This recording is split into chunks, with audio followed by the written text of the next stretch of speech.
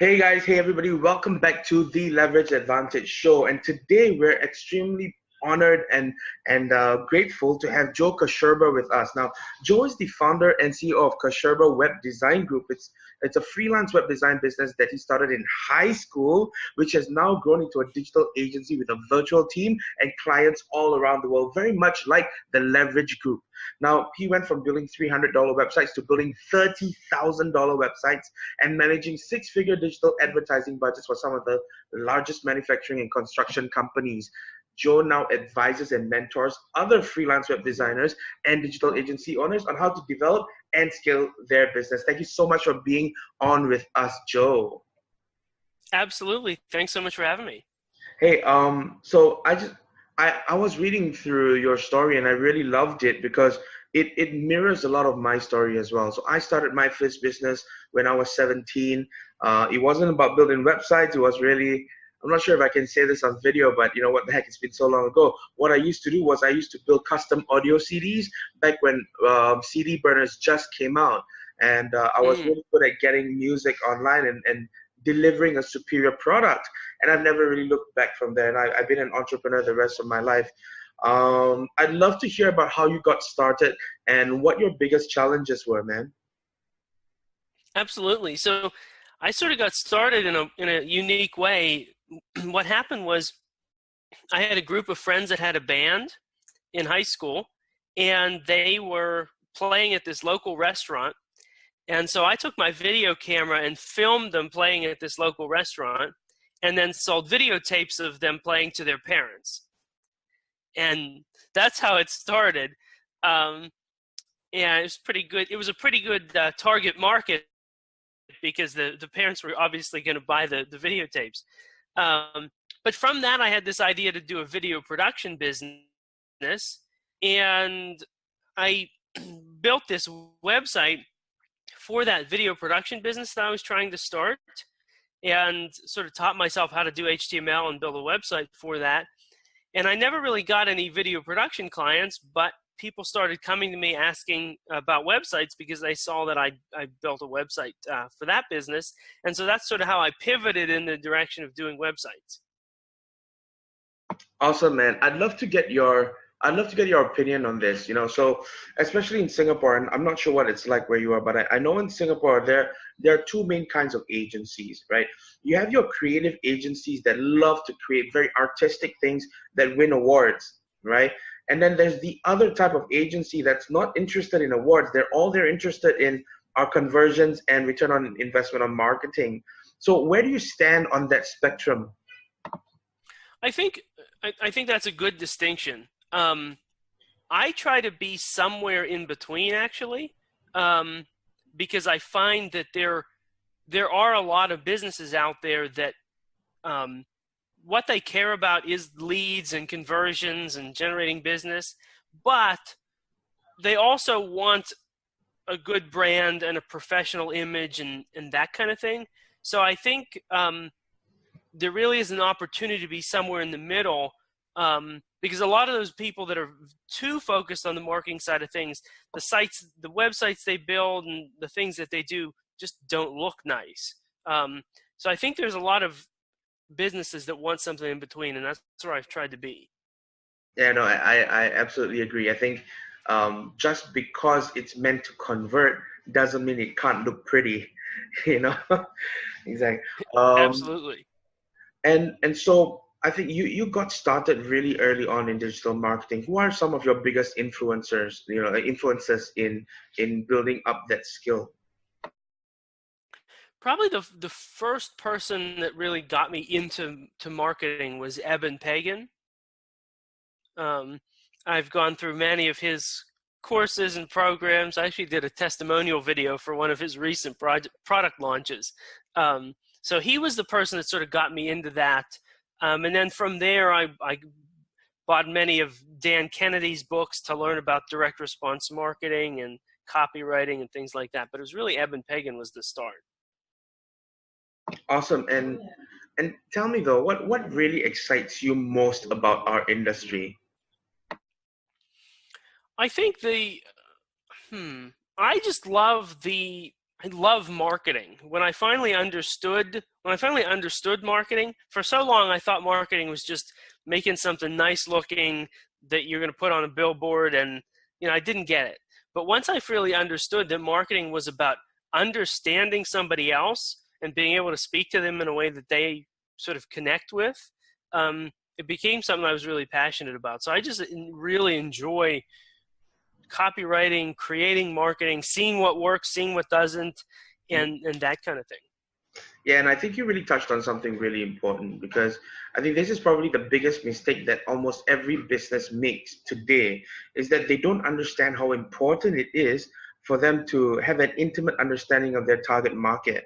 I think every business rises and falls on this understanding. If you're not making enough money, you probably don't understand your target market well enough. And because the products that you create are meant to fill their gaps. Your marketing message has to come from them. Like, everything rises and falls on that target avatar. What do you think is the most important information that we need to extract from this target market that will make the biggest difference? Well, yeah, I think that's a really good point. It's that realization that marketing is not about it's not so much about just saying the right thing to persuade somebody to buy your thing. It's about actually understanding them, and then the ideal marketing is when you're creating a product that they actually want, or a service that they actually want. I think the main thing to understand is what does the world look like from their perspective, so that you can speak their language. And that's like when I'm working with web designers and agency owners, I see a lot of times where the web designers and agency owners are always speaking from their perspective, saying things like, do you want SEO and do you want WordPress? When the client, they don't want WordPress, they don't want SEO, they want to show up on the first page of Google, and they want a website that they can edit themselves. And so it's almost like the web designer and agency owners, they're talking about the right things, but they're using their language and coming from their perspective rather than coming from the perspective of the client or the business owner. Absolutely. In fact, I think here's the thing that a lot of people don't understand about effective marketing. Well, I'll share with you what our process is. When we we believe in understanding their target customer intimately, and so what we do obviously is we do market research, but we don't interview like 100 to 150 people. All we do is we interview 5 people, right? Just to understand what their language patterns are, what their fears, their frustrations are. And it's actually that simple. But I think a lot of business owners think that if they're going to do market research, they're going to need to interview 100, 150 people and find statistical significance.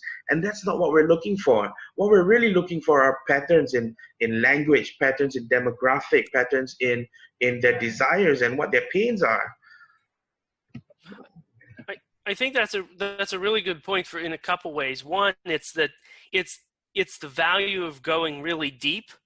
It's not the surface level thing. It's the really deep thing where you understand somebody has this secret fear, this secret thing that they want, which you get from talking to somebody intimately as opposed to a big survey that goes out to a zillion people. So that's a really good point. The other piece of it is that really, if I'm looking at market research that's with a large sample size, I see when I actually launch the marketing campaign, that's market research, because no matter how much we know about the customer or the client, a lot of it still comes down to testing and seeing what happens. So the large scale market research is when we put 10 different ads up on Facebook and we see which one works. And so I agree. Start small, really get a deep understanding, and then go big by actually launching your campaign and having a lot of variation in terms of ads and different things you're trying. That's absolutely right, man. And I think a lot of agencies have a challenge really to really convince their clients that marketing is all about testing, because no matter how much market research we do, we really don't know how the market's going to respond to the stuff we put out.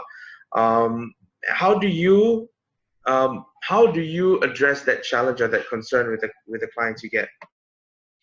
Yeah, I think the first thing is a lot of agency owners I see will sort of have a tendency to blame the client for that, like blame them for not understanding that it's going to take a while or that it's going to take some testing or something. And so first thing is to realize it's on you to make sure they understand. It's not the client's, it's not about the client. So I just try to be always as honest as I can with people and really work hard to set what the expectations are. What's a reasonable results to expect and timeline and that kind of thing.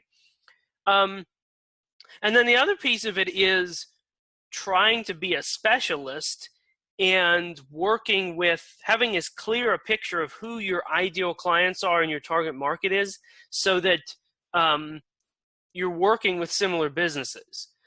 Like, we've worked with lots of manufacturing companies and construction companies and companies like that. So I have a lot better of an idea what's going to happen if I work with a company like that.